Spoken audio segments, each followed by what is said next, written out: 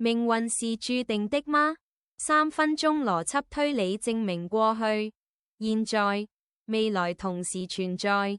時間的終極真相，為什麼未來早已存在？挑戰你的直覺，你是否覺得只有當下這一秒是真實的？過去已經消失，未來尚未發生。如果我告訴你，這只是大腦給你的幻覺呢？今天，我們要用一個簡單到連小學生都能聽懂的邏輯來證明一個震撼物理學界的結論：過去、現在、未來，其實同時真實存在。這不是科幻小說，而是愛因斯坦相對論背後的必然結果。想像一輛高速行駛的火車，小明站在火車正中心。就在火車經過月台小華面前的那一刻，小明向前後同時發射了2束光。對於小明來說，火車頭和火車尾的距離是一樣的，光速也是恆定的，所以這2束光會同時抵達車頭和車尾。但在月台上的小華看來，情況完全不同，因為火車在向前開，車尾正迎向光速，所以光會先撞上車尾，而車頭在逃離光速，所以光會後到達車頭。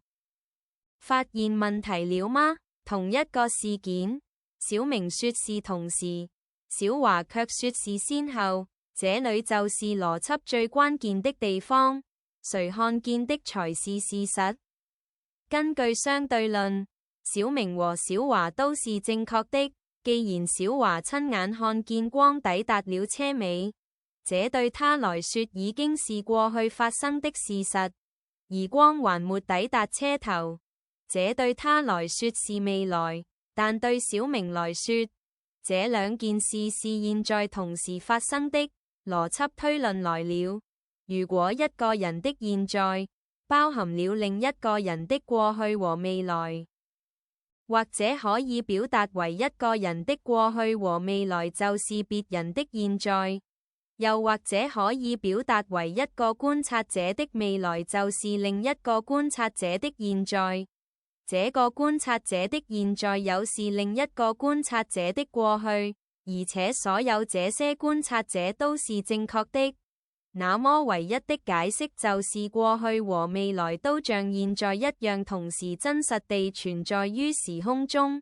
正因為這樣，我們才可能通過蟲洞去到真實的過去和真實的未來。這就是相對論中的塊狀宇宙模型。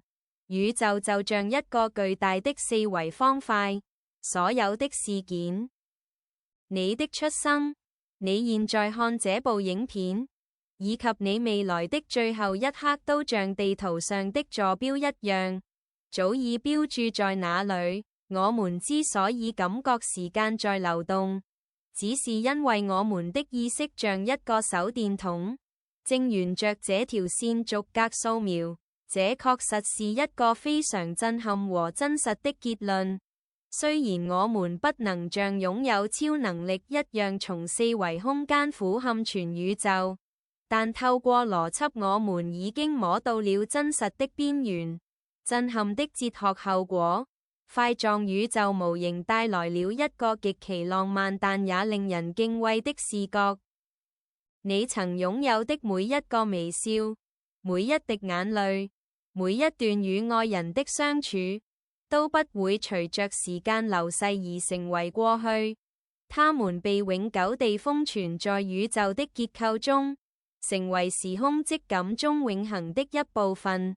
這就像一本書，雖然你讀到了第300頁，現在，但第1頁，過去，的情節並沒有因為你讀完而消失，它依然在那本書裡。接下來的思考，如果一切都已存在，像地圖一樣畫好了，你認為意識在其中扮演什麼角色？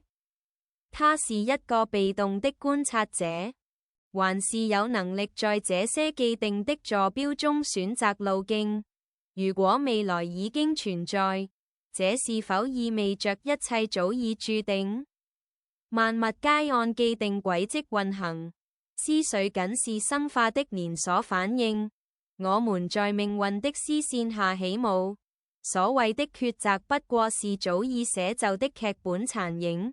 努力與掙扎皆成幻象，靈魂被囚禁在肉身這台自動機器中，眼睜睜看着生命在無從更改的冷酷定數中荒誕落幕。